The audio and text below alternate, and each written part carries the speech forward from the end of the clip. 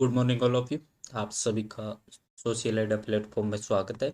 मैं सुनील। दोस्तों, आज हम बात करेंगे ग्लोब के बारे में और अक्षांश एंड देशांतर, जिसे लैटिट्यूड एंड लॉन्गिट्यूड के नाम से जानते हैं।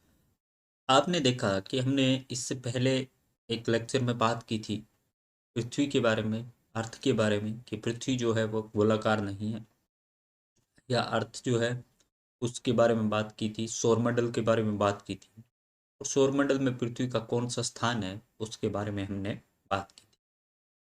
अब आप देखिएगा कि हम बात करते हैं कि पृथ्वी अगर गोलाकार नहीं है तो पृथ्वी किस प्रकार की है और पृथ्वी के अंदर क्या क्या चीज़ें जो है वो हमें दिखाई देती। देखिए कि हमारी पृथ्वी गोलाकार नहीं है और इसके उत्तर और दक्षिणी ध्रुवों पर थोड़ी सी ये क्या है आपकी चपटी हुई है। ये देखिए आप, ये हमारे पृथ्वी का या जो अर्थ है हमारा, उस अर्थ का एक चित्र हमें दिखाई देता है। ये क्या है, यहाँ पे जो ध्रुव है इसके, ये उत्तरी ध्रुव है आपका, ये दक्षिणी ध्रुव है। यहाँ पे थोड़ी सी इस प्रकार से ये दिखाई देती है, ये कुछ इस प्रकार की सी दिखाई देती है। इस तरह से एकदम से गोलाकार ये आपके नहीं। तो क्या आप कल्पना कर सकते हैं कि ये कैसी दिखती है? इस संबंध में जानकारी प्राप्त करने के लिए आप अपनी कक्षा के सावधानी पूर्वक ग्लोब को देखिए। ये जो आपका ग्लोब है, ये ग्लोब है, इस ग्लोब को हम ध्यान से देखें तो ये पूरी तरह से नहीं है। ये इसका उत्तरी ध्रुव है, ये आपका दक्षिणी ध्रुव है और इसको अक्ष के नाम से जानते हैं, एक्सिस के नाम से इसको जानते हैं। ये जो है ग्लोब, ये विभिन्न आकार और प्रकार के हो सकते हैं। ग्लोब कोई छोटा हो सकता है, कोई बड़ा हो सकता है। और बड़े ग्लोब जो आसानी से एक स्थान से दूसरे स्थान पर नहीं ले जाए जा सकते, और छोटे जो ग्लोब है वो पॉकेट में रख के ले जाए जा सकते, तथा गुब्बारे जैसे ग्लोब जिसमें हवा भरी जा सकती है, हम आसानी से एक स्थान से दूसरे स्थान पे ले जा सकते। कुछ एक ग्लोब जो है वो गुब्बारे के रूप में आते हैं, जब उसमें हवा भर देते हैं तो फूल जाता है, और जब हवा निकाल देते हैं तो वो आपका हिचक जाता है, जिससे क्या है कि एक स्थान से दूसरे स्थान पे उसको ले जा सकते हैं। ग्लोब होते हैं वो स्थिर नहीं होते, उसको घुमाया जा सकता है। ये जो ग्लोब है इसको क्या है कि आप इस साइड से या इस साइड से इसको पकड़ के घुमा सकते हैं, क्योंकि ये जो एक्सिस है ये पूरी की पूरी इसमें है, एक लाइन है। इस लाइन के थ्रू इसको घुमाया जा सकता है। जैसे कुम्हार का पहिया या लट्टू घूमता है, उसी प्रकार से ग्लोब आपका घूमता है। और घूमता क्यों है? क्योंकि हम जानते हैं कि पृथ्वी जो है वो सूर्य के चारों ओर आपका चक्कर लगाती है।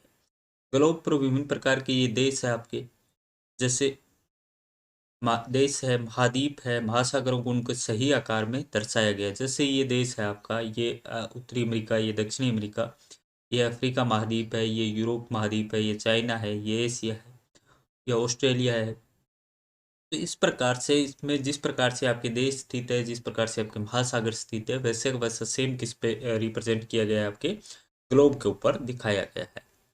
अब पृथ्वी के समान किसी भी गोले पर किसी बिंदु की स्थिति का वर्णन करना कठिन है। अगर आप बात करें हम पृथ्वी पे, तो पृथ्वी पे किसी बिंदु को फाइंड आउट करना जो है वो कठिन होता है। अब प्रश्न ये उठता है कि अब इस पर किसी स्थान की स्थिति कैसे बताई जा सकती है? इसके लिए हमें कुछ बिंदु और रेखाओं के संदर्भ की आवश्यकता पड़ती है। मान लो, सपोज करो मैं कहूँ कि पृथ्वी पे हमें जो है दिल्ली को रिप्रेजेंट करना है। दिल्ली को रिप्रेजेंट करना है तो दिल्ली को रिप्रेजेंट करने के लिए हमारे पास क्या होता है कि कुछ एक बिंदु होते हैं और कुछ एक रेखाएं होती है, जिनकी सहायता से हम बता सकते हैं कि जो आपकी पृथ्वी है उस पर दिल्ली की स्थिति क्या है या दिल्ली की लोकेशन क्या है। तो अब इसमें जिन्हें रेखाएं जो होती है उन्हें हम आगे जाके इसमें डिस्कशन करेंगे, जो लैटिट्यूड और लॉन्गिट्यूड जिसको कहा जाता है। आप देखेंगे कि एक सुई जो ग्लोब में झुकी हुई अवस्था में स्थित होती है, जिसे अक्ष कहा जाता है। अब अक्ष क्या होता है? ये वाला जो होता है, ये सुई जो होती है, हमने बात की थी, ये वाली जो लाइन होती है ये आपकी क्या कहलाती है? अक्ष कहलाती है, या एक्सिस के नाम से कहलाती है। और इसी के सहारे पृथ्वी का जो प्रतिरूप है, जिसको ग्लोब कहा जाता है, जो मॉडल होता है पृथ्वी का, जिसे ग्लोब कहा जाता है, वो घूमता है। अब ग्लोब पे वो दो बिंदु जिससे होकर ये सुई गुजरती है, जिसमें उत्तर वाले को उत्तर ध्रुव कहा जाता है या उत्तर नॉर्थ एक्सिस कहा जाता है, और दक्षिण को दक्षिणी या साउथ एक्सिस कहा जाता है। ग्लोब को इस सुई के चारों ओर पृथ्वी की भांति पश्चिम से पूर्व की ओर घुमाया जा सकता है।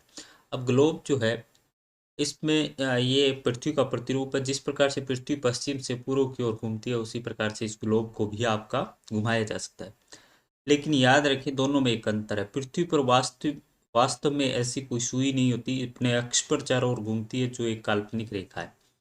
अब आप सोचते होंगे कि पृथ्वी पे, जिसके बारे में हमारे पौराणिक कथाओं में कहा जाता है कि एक सींग जो होता है सांड का एक सींग है, या शेषनाग का फन है, उसके ऊपर पृथ्वी जो है टिकी हुई है और उसी के ऊपर पृथ्वी घूम रही है। तो वो जो शेषनाग, या वो जो आपका शेषनाग का फन है, या जिस प्रकार से एक सींग के ऊपर टिकी हुई है, उस सींग या शेषनाग का फन है, उसको हम इस ग्लोब में क्या मान सकते हैं, उसको सुई मान सकते हैं जिसपे ये घूमती है। जबकि एक्चुअल में इस प्रकार की कोई सुई पृथ्वी के अंदर नहीं होती, केवल ग्लोब में होती है। अब ये जो आपको एक लड़की दिखाई दे रही है, ये क्या कहती है, इसको समझते हैं। एक बड़ा सा गोलाकार आलू या गेंद लें। हम एक बड़ा आलू ले लें या गेंद ले लें, और स्वेटर बुनने वाली सिलाई को उसके अंदर से घुसा दें। एक बड़ा सा तीर है। इस प्रकार से हमने क्या किया, एक आलू लिया और उसके अंदर से एक इस प्रकार से घुमा दिया। ये सिलाई ग्लोब पर दर्शाए अक्ष के अनुरूप है। जब आप इस आलू या गेंद को उनके अक्ष पर दाएं बाएं से दाएं घुमा सकते हैं। अब इसको क्या कर सकते हैं, बाएं से दाएं घुमा सकते हैं। इसी प्रकार से पृथ्वी जो है वो घूमती है, और इसी प्रकार से ग्लोब घूमता है। अन्य काल्पनिक रेखा भी ग्लोब में दो बराबर भागों में बांटती है। ग्लोब को दो बराबर भागों में बांटती है। इससे विषुवत वृत्त कहा जाता है। जो आपको दो बराबर भागों में बांटती है, ये वाली जो पार्ट है, देखिए ग्लोब जो है, इस प्रकार से आपका ये ग्लोब है। इस प्रकार से एक रेखा होती है जिसे विषुवत रेखा कहते हैं। जो इसका ये वाला जो भाग है, ये कहलाता है उत्तरी गोलार्ध, और ये वाला जो भाग है ये कहलाता है दक्षिणी गोलार्ध। और यहाँ पे होता है उत्तरी ध्रुव है, और यहाँ पे होता है आपका दक्षिणी ध्रुव है। ये विषुवत वर्त है जो पृथ्वी को दो भागों में बांटती है। पृथ्वी के उत्तर में स्थित आधे भाग को उत्तरी गोलार्ध कहा जाता है, और दक्षिण वाले भाग को दक्षिणी गोलार्ध कहा जाता है। कहने का मतलब, पृथ्वी को दो भागों में हमने बांट दिया। ये दोनों बराबर भाग आधे भाग होते हैं। इस प्रकार विषुवत वर्त पृथ्वी पर एक काल्पनिक वर्त बनाती है। ये जो है एक इस प्रकार से एक काल्पनिक रेखा इसको कह सकते हैं। एवं ये पृथ्वी पर विभिन्न स्थानों की स्थिति बनाने में सबसे महत्वपूर्ण संदर्भ बिंदु है। अब पृथ्वी पर कोई भी स्थान हम बताते हैं, तो इस ये वाली जो रेखा है, ये बड़ा महत्वपूर्ण रोल इसमें अदा करती है। आपके विषुवत वर्त से ध्रुवों तक स्थित सभी समांतर वर्तों को अक्षांश समांतर रेखाएं और अक्षांशों को अंश में मापा जाता है। ये जो आपके है संदर्भ बिंदु, इसमें जो समांतर है, इसके समांतर ये इस प्रकार से पृथ्वी पर दो प्रकार की रेखाएं होती है दोस्तों। ये आपके विषुवत हो गई।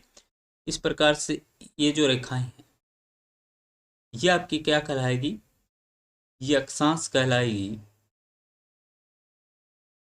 और इसमें इस प्रकार से जो रेखाएं होंगी, ये आपकी क्या कहलाएगी, देशांतर कहलाएगी। ये इसको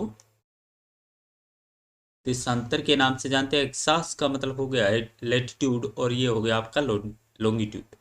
ये आपने देखा विषुवत और इसके समांतर है। दक्षिणी गोलार्ध में भी है आपके 20 डिग्री पे, उत्तरी गोलार्ध में भी 20 डिग्री, 40 डिग्री, 60 और 80, और इस प्रकार से 90 है यहाँ पे। इसी प्रकार से नीचे की ओर ये चलती है। तो ये जो होती है, इसके विषुवत के समांतर जो रेखाएं होती है, उसको हम क्या कहते हैं, उसको हम जो अक्षांश रेखा के नाम से जानते हैं। और अक्षांश रेखाओं के ये जो वाला भाग है, इसको अंश के रूप में जानते हैं। इसको अंश के रूप में मापा जाता है कि ये इस 20 डिग्री से लेके 40 डिग्री के बीच का जो भाग है, वो क्या है, अंश के रूप में मापा जाता है। विषुवत वर्त शून्य अक्ष को दर्शाती है। ये आपकी जो विषुवत वर्त रेखा होती है, ये वाली जो रेखा होती है, ये वाली, ये 0 डिग्री को दर्शाती है। और दोनों तरफ आपकी पृथ्वी जो है वो आ, विषुवत वर्ग के ध्रुवों के बीच की दूरी जो है पृथ्वी की चारों ओर वर्त की 1/4 है। इसका माप 360 डिग्री होगा। अब ये पूरी जो है वो 360 डिग्री है, एक अंश यानी 90 डिग्री अंश है। तो इस प्रकार से इसको बांट सकते हैं। यहाँ पे जब रेखा जाएगी तो 90 ये हो गया, 90 ये, 90 ये, 90 ये, तो ये पूरा का पूरा आपका कितना होगा, 360 डिग्री का होगा। इस प्रकार 90 डिग्री अंश उत्तरी अक्षांश उत्तरी ध्रुव को और 90 डिग्री दक्षिणी अक्षांश दक्षिणी ध्रुव को दर्शाता है। इस प्रकार से विषुवत के उत्तर की सभी समांतर रेखाओं को उत्तरी अक्षांश कहा जाता है और विषुवत वर्ग के दक्षिण में स्थित सभी समांतर रेखाओं को दक्षिणी अक्षांश कहा जाता है। क्या आप जानते हैं अपने स्थान से ध्रुव तारों का कोण मापकर आप अपने स्थान का अक्षांश जान सकते हैं। ध्रुव तारा जो होता है वो हमेशा 90 डिग्री पे होता है। अब उससे अपना जो स्थान है वो माप सकते हैं आपकी, जैसे यहाँ पे ध्रुव तारा है, आप यहाँ पे है, यहाँ से यहाँ पे कौन सा कोण बनता है उसके हिसाब से, या कौन सा अक्ष बनता है उसके हिसाब से अपनी स्थिति को जान सकते हैं। इसलिए प्रत्येक अक्षांश के मान के साथ उसकी दिशा यानी उत्तर या दक्षिण को भी लिखा जाता है। जैसे जब भी हम अक्षांश लिखते हैं कि जैसे मान लो 37 डिग्री अक्षांश है, तो इसमें उत्तरी अक्षांश या दक्षिणी अक्षांश लिखा जाता है। 37 उत्तर में है या दक्षिण में है। सामान्य तो ऊ या द लिखते हैं, और या नॉर्थ या एस के नाम से इसको जानते हैं, साउथ के नाम से। उदाहरण के लिए महाराष्ट्र में चंद्रपुर और ब्राजील दक्षिण अमेरिका में बेलो होरिजोंटे दोनों ही एक अक्षांश 20 डिग्री पर स्थित है, 20 डिग्री या 20 अंश पर स्थित है। लेकिन चंद्रपुर विषुवत रेखा के उत्तर की ओर है और बेलो जो है विषुवत रेखा के दक्षिण में है। तो इससे चंद्रपुर के लिए हम 20 डिग्री उत्तरी अक्षांश लिखेंगे और बेलो के लिए 20 डिग्री दक्षिणी अक्षांश लिखेंगे। जैसे कि चित्र 2.2 से हमें दिखाई देता है, ये जो है ये आपका उत्तरी अक्षांश है और ये आपका किसको रिप्रेजेंट कर रहा है, दक्षिणी अक्षांश को रिप्रेजेंट कर रहा है। अब ये देखिए पृथ्वी का जो मॉडल है, महत्वपूर्ण अक्षांश और ताप कटिबंध है, ये आपका क्या है, उत्तरी ध्रुव है, हमने पहले भी बात की थी 90 डिग्री पे। ये आपका दक्षिणी ध्रुव है। यहाँ पे ये जो बीच का जो भाग होता है इनके, इसको क्या कहा जाता है, कटिबंध कहा जाता है। ये दो रेखाओं के बीच का जो भाग होता है इसको कटिबंध के नाम से जानते हैं। अब ये आपकी विषुवत रेखा जो है वो 0 डिग्री के है। इसमें इधर जो हम जाएंगे उत्तर की ओर, तो उत्तर की ओर हमेशा क्या होगा कि आपकी गर्मी बहुत ज़्यादा होती है, तो यहाँ पे उष्ण कटिबंध होगा। फिर यहाँ पे उत्तर की ओर 23.5 डिग्री पे 23 डिग्री पे जो रेखा होती है उस रेखा को हम करक रेखा के नाम से जानते हैं, और 23.5 डिग्री जो दक्षिण में होती है उसे मकर रेखा के नाम से जानते हैं। यहाँ पे फिर उत्तर की ओर उत्तर शीतोष्ण होता है, थोड़ा सा शीत और थोड़ा उष्ण होता है, इसलिए उसको उत्तरी शीतोष्ण के नाम से जानते हैं। फिर उत्तर ध्रुव वर्त आता है और उत्तर शीत कटिबंध आता है। इसी प्रकार से यहाँ पे मकर रेखा, दक्षिणी शीतोष्ण कटिबंध, दक्षिणी ध्रुव है और दक्षिणी शीत कटिबंध। तो सेम दोनों के अंदर, क्योंकि हमने देखा था कि ये जो आपकी विषुवत रेखा है ये किसको रिप्रेजेंट कर रही है, आधे भाग को रिप्रेजेंट कर रही है, पृथ्वी का आधा भाग ये है। अब महत्वपूर्ण अक्षांश की बात करें तो महत्वपूर्ण सबसे अक्षांश जो हमें याद रखना है वो कौन सा है, विषुवत वर्ग, जो हमेशा किस पे होती है, 0 डिग्री अक्षांश पे होती है। उत्तरी ध्रुव जो होता है वो 90 डिग्री उत्तर में होता है, दक्षिणी ध्रुव जो होता है 90 डिग्री दक्षिण में होता है। इसके अतिरिक्त 4 महत्वपूर्ण अक्षांश रेखाएं और भी है जो निम्न प्रकार से है। पहले उत्तरी गोलार्ध में कर्क रेखा जो होती है वो 23.5 डिग्री पे आपकी होती है, जिसे उत्तर की ओर होती है, इसे कर्क रेखा के नाम से जानते हैं। जो 23.5 डिग्री दक्षिण की ओर होती है उसे मकर रेखा के नाम से जानते हैं। तो हमेशा ये ध्यान में रखना है कि कर्क रेखा जो होगी आपकी वो हमेशा उत्तर की ओर होगी, मकर रेखा जो होगी वो हमेशा दक्षिण की ओर होगी। इसके अलावा विषुवत वर्ग के 66.5 डिग्री उत्तर की ओर जो रेखा होगी उसे उत्तर ध्रुव वर्त, और दक्षिण की ओर होगी उसे दक्षिणी ध्रुव वर्त के नाम से जानते हैं। अब देखिए सीधी सतह पर चार्ट का प्रकाश तेज और कम क्षेत्र पर फैलता है। अगर सीधी सतह में हम चार्ट पे प्रकाश डालेंगे इस प्रकार से, तो ये कम दूरी तक जाता है और कम क्षेत्र में फैलता है। यहाँ पे पृथ्वी के ताप कटिबंध हमने बात की थी, ये जो आपका एक प्रकार से ग्लोब था, इसके बीच में ये जो भाग थे, ये वाले जो भाग थे इनको कटिबंध के नाम से जानते हैं, जिसमें हमने बात की थी उष्ण कटिबंध, शीतोष्ण कटिबंध, उष्ण शीतोष्ण कटिबंध या शीत कटिबंध। तो ये जो बीच के जो भाग होते हैं इसको कटिबंध कहा जाता है। कर्क रेखा एवं मकर रेखा के बीच के सभी अक्षांशों पर सूर्य वर्ष में एक बार दोपहर में सिर के ठीक ऊपर होता है।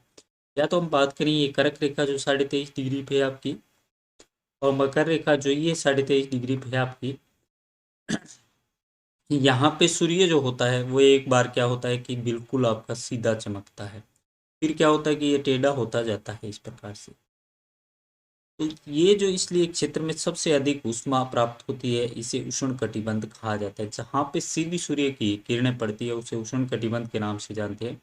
कर्क रेखा और मकर रेखा के बाद किसी भी अक्षांश पर दोपहर को सूर्य कभी भी सिर के ऊपर नहीं चमकता है, और ध्रुव की तरफ सूर्य की किरणें जो होती है वो तिरछी होती है। एक देखिए कि इस प्रकार से जब सूर्य की किरण आती है, जैसे ये बैटरी है, इस भाग को क्या कहा जाता है, उष्ण कटिबंध कहा जाता है। और जब ये पृथ्वी जो है यहाँ पे एक बार, जैसे ये विषुवत रेखा है, ये आपकी कर्क रेखा है और ये मकर रेखा है, यहाँ पे और यहाँ पे एक बार सीधी रेखा पड़ेगी, तो इसलिए इसको उष्ण कटिबंध कहा जाता है। बाद में जो रेखाएं हैं वो आपकी क्या हो जाएगी, तिरछी हो जाएगी। जैसे ये वाला भाग जो ये बैटरी दिखाई दे रही है, तिरछी हमें दिखाई दे रही है। इस प्रकार उत्तरी गोलार्ध में कर्क रेखा और उत्तर ध्रुव है, और दक्षिणी गोलार्ध में मकर रेखा और दक्षिणी ध्रुव के बीच वाले भाग का क्षेत्र का जो तापमान है वो मध्यम रहता है, इसलिए इसको शीतोष्ण कटिबंध के नाम से जानता है, जिसमें शीत प्लस उष्ण होता है। और इसके पीछे जो रीजन है वो आपका ये होता है दोस्तों कि यहाँ पे कभी भी सूर्य की किरणें जो है वो एकदम सीधी नहीं पड़ती है, और सूर्य की किरणें जब टेढ़ी पड़ती है तो वो काफ़ी बड़ी मात्रा में फैल जाती है, जैसे इस बैटरी के उदाहरण के माध्यम से हमें बताया गया है।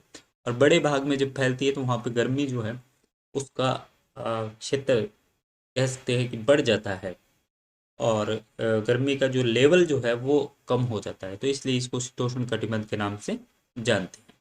उत्तरी गोलार्ध में उत्तर ध्रुववर्त और उत्तरी ध्रुव है, तथा दक्षिणी गोलार्ध में दक्षिणी ध्रुववर्त और दक्षिणी ध्रुव के बीच में बहुत ज़्यादा ठंड होती है, क्योंकि वहाँ पे सूर्य क्षितिज से ज़्यादा ऊपर नहीं आ पाता, इसलिए इसको शीत कटिबंध के नाम से जानते हैं। तो आपने देखा कि उष्ण कटिबंध तो 23.5 से 23.5 उत्तर और दक्षिण में, और 66.5 से लेके 66.66 से 1/2 डिग्री जो है उत्तर और दक्षिण में वो शीतोष्ण कटिबंध, और उससे ऊपर वाला 90 तक का जो भाग है वो शीत कटिबंध के नाम से जानते हैं। अक्षांश की हमने बात कर ली थी पहले ही, कि जो विषुवत रेखा के समांतर आपकी रेखाएं होती है इस प्रकार, इसको अक्षांश के नाम से जानते हैं, और या इसको लैटिट्यूड के नाम से हम जानते हैं।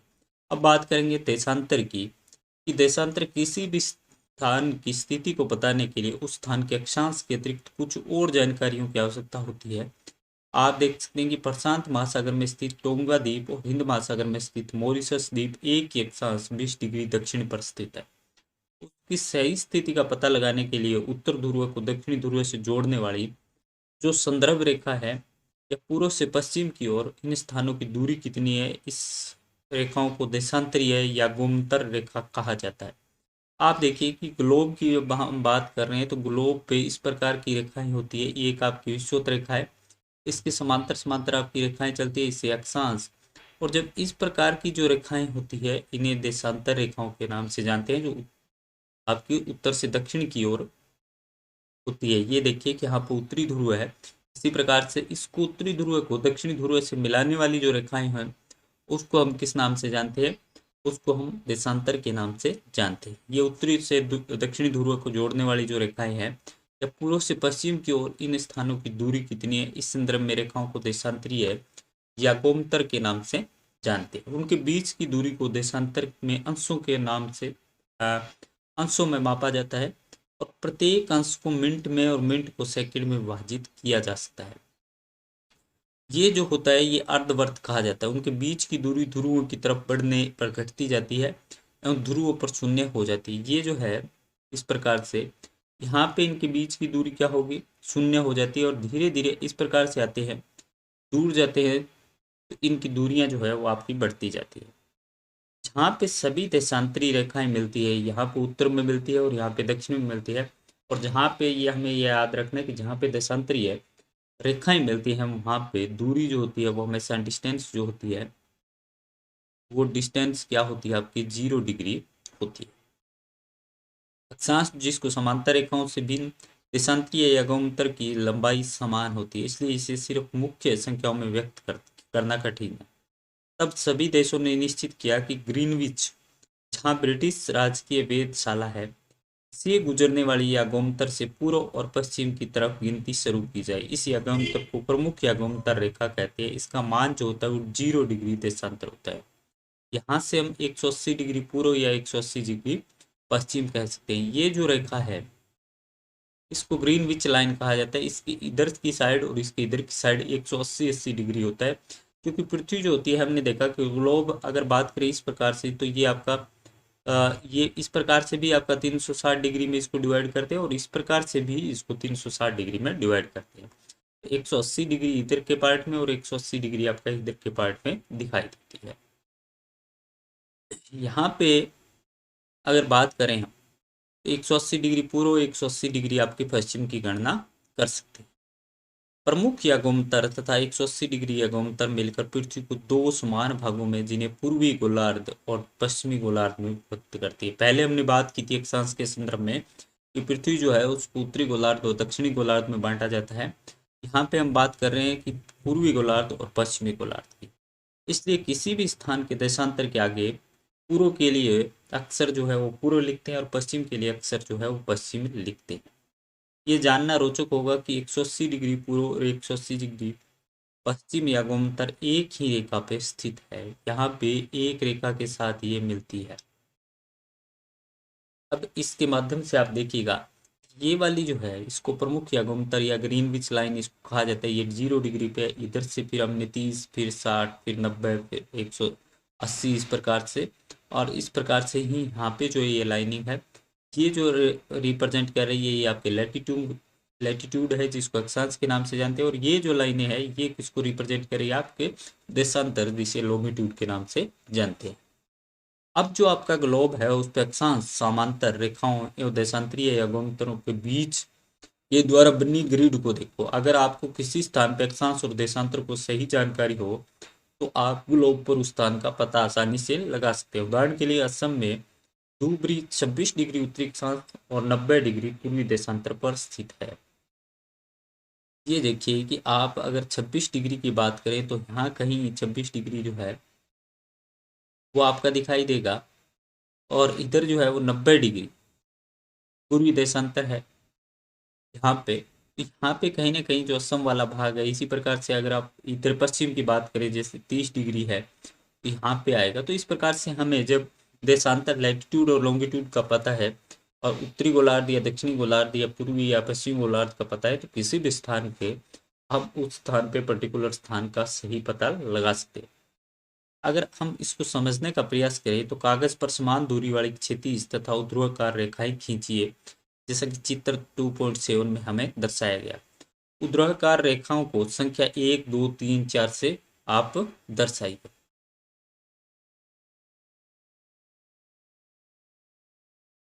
क्षैतिज रेखाओं को गह से दर्शाइए। जिस बिंदुओं पर ये ऊर्ध्वाधर और क्षैतिज रेखाएं एक दूसरे को काटती है वहां पे कुछ वर्त बनाइए। इन वर्तों को एबेस के नाम से दिखाइए।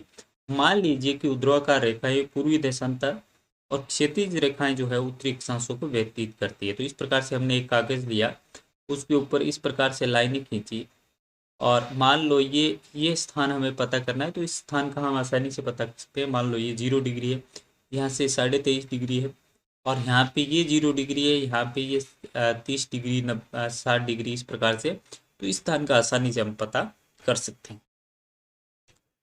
ये विश्व का आपका मैप है। तो आप देखेंगे कि इस प्रकार से उत्तरी अक्षांश 1 डिग्री पूर्वी देशांतर पर स्थित है। जैसे ये 1 डिग्री हो गया, 1 डिग्री उत्तरी अक्षांश किस देशांतर पर है, पूर्वी देशांतर पर। इसी प्रकार से ये है 3 डिग्री उत्तरी दक्षिणी अक्षांश, और इस उत्तरी अक्षांश और इसके साथ ये है विषुवत रेखा पे, और ये आपका क्या है 3 डिग्री पे स्थित है। तो इसी प्रकार से इसकी ज्ञात कर सकते हो। किसी भी पोजीशन को हम, किसी भी स्थान को हम ज्ञात कर सकते हैं। देशांतर और समय को मापने का सबसे अच्छा साधन पृथ्वी, चंद्रमा और ग्रहों की गति माना जाता है। सूर्योदय की बात करें, जब सूर्य उदय होता है, या सूर्यास्त की बात करें तो स्वाभाविक ही ये पूरे विश्व में समय निर्धारण का सबसे अच्छा साधन माना जाता है। हम समय कैसे ज्ञात करते हैं इसके बारे में इस चीज को बताया गया है, और देशांतर के साथ किस प्रकार से जुड़ा हुआ। स्थानीय समय का अनुमान सूर्य के द्वारा बनने वाली परछाई से लगाया जा सकता है। तो जो दोपहर में सबसे छोटी होती है परछाई, जो है सबसे छोटी या सबसे कम कब बनती है, दोपहर में बनती है। जब सूर्य उदय होता है या सूर्यास्त होता है तब हम देखते हैं कि किसी भी व्यक्ति, मान लो ये व्यक्ति है, तो इसकी परछाई जो है सूर्य उदय के समय ही इस प्रकार से होगी। लेकिन अगर बात करें दोपहर को, तो दोपहर में इसकी परछाई इस तरह से होगी। तो सबसे छोटी परछाई है वो आपको कब होगी, वो आपकी आफ्टरनून में होगी, और जो सबसे बड़ी जो परछाई है वो आपकी क्या होगी, मॉर्निंग और इवनिंग में होगी। ग्रीनविच पर स्थित याकोमतर पर सूर्य जिस समय आकाश के सबसे ऊंचे बिंदु पर होता है उस समय याकोमतर पर सभी स्थानों पर दोपहर होगी। जैसे सूर्य है, ये वाली जो लाइन है इसमें सबसे ऊपर की ओर होगा, तब ये क्या होगी, यहाँ पे जैसे ये लाइन है आपकी और सूर्य यहाँ पे सीधी एकदम रेखा, आपका प्रकाश जो है वो किरणें आती है, इसकी रेज आती है सूर्य की, तो ये क्या होता है, ये आपका दोपहर होगा। और जैसे ही सूर्य इधर से यहाँ पे आएगा तो टेढ़ी होती जाएगी, फिर यहाँ पे आएगा, फिर यहाँ पे आएगा, फिर यहाँ पे आएगा। तो इस प्रकार से इसकी जो रेखाएं हैं वो रेखाएं क्या होती है, इवनिंग को रिप्रेजेंट करती जाती है। और जब यहाँ पे मान लो आपका हुआ पूर्व की ओर से, यहाँ पे इस प्रकार से चलता है, यहाँ पे दोनों साइड से देखिए कि पश्चिम की ओर जाते भी वो कहीं ना कहीं आपका क्या हो रहा है, लाइनें जो है वो लाइनें आपकी टेढ़ी हो रही है, और टेढ़ी होने के कारण वहाँ पे यहाँ पे यूनिक कह सकते हैं, यहाँ पे आपके पूर्व की ओर जब उदय होता है तो इसे सूर्योदय के नाम से जाना जा सकता है। सूर्य पृथ्वी पश्चिम से पूर्व की ओर चक्कर लगाती है। चूंकि पृथ्वी जो है वो पश्चिम से इस प्रकार से चक्कर लगाती है, पृथ्वी किस प्रकार से घूमती है, इस प्रकार से घूमती है आपकी पश्चिम से पूर्व की ओर। अतः वह स्थान जो ग्रीनविच के पूर्व में स्थित है उसका समय ग्रीनविच समय से आगे होगा। जो पूर्वी भाग में स्थित है वो आगे होगा उसका, और जो पश्चिम में है वो पीछे होगा, क्योंकि पृथ्वी जिस भाग में जा रही है उस भाग को पार कर चुकी है, वो पीछे का समय होगा, और जिस भाग में जा रही है वो आगे का समय होगा। समय को गणना करने की इस विधि से जाना जा सकता है। पृथ्वी पर लगभग 24 घंटे में अपने अक्ष पर 360 डिग्री घूम जाती है। अर्थात अगर 360 को हम डिवाइड करें 24 से, तो ये लगभग आपका 15 डिग्री निकल के आता है। तो 15 डिग्री पूर्व में समय होगा, 1 घंटे में वो 15 डिग्री घूमती है, तो 4 मिनट में 1 डिग्री घूमती है। अब 60 डिवाइड बाई 15 करते हैं, ये हमारा आ गया 4। अगर 1 घंटे में वो 15 डिग्री घूमती है तो 24 घंटे में कितनी घूमेगी, 360। और जब 1 मिनट में कितनी घूमेगी, 4 डिग्री घूमती है। इस प्रकार से 15 × 4 60 मिनट, अर्थात ग्रीनविच के समय में 1 घंटा आगे, अर्थात वह दोपहर को 1 बजा होगा। अगर मान लो ग्रीनविच पे 12 बजे हैं यहाँ पे, तो ग्रीनविच से अगर यहाँ पे जो है आगे, यहाँ आगे का टाइम होगा, आगे मान लो वो 1 घंटा की बात करें तो यहाँ पे 12 है, तो 1 घंटा आगे की बात करें तो 4 डिग्री और जोड़ देते हैं, इसमें 15 डिग्री हम और जोड़ देते हैं, 15 डिग्री जो है वो और जोड़ देते हैं। इस प्रकार से 15 डिग्री पूर्व में समय जो होगा वो 1 घंटा आगे का होगा। कि मान लो मैं कहूँ कि यहाँ पे आपका 60 डिग्री है, सपोज दैट यहाँ पे 0 डिग्री है, और यहाँ पे हम कहें कि 15 डिग्री पे समय क्या होगा, तो 15 डिग्री पे समय यहाँ पे 12 बजे हैं तो यहाँ 1 बजा है। यहाँ पे 30 डिग्री की बात करें तो 1 घंटा और जोड़ दे इसमें, तो यहाँ पे आपके 2 बजे होंगे। और जब यही स्थिति इधर की होगी तो इसको माइनस कर देंगे, तो 12 जो है यहाँ पे ये क्या हो जाएगा, यहाँ पे 11 बजे होंगे।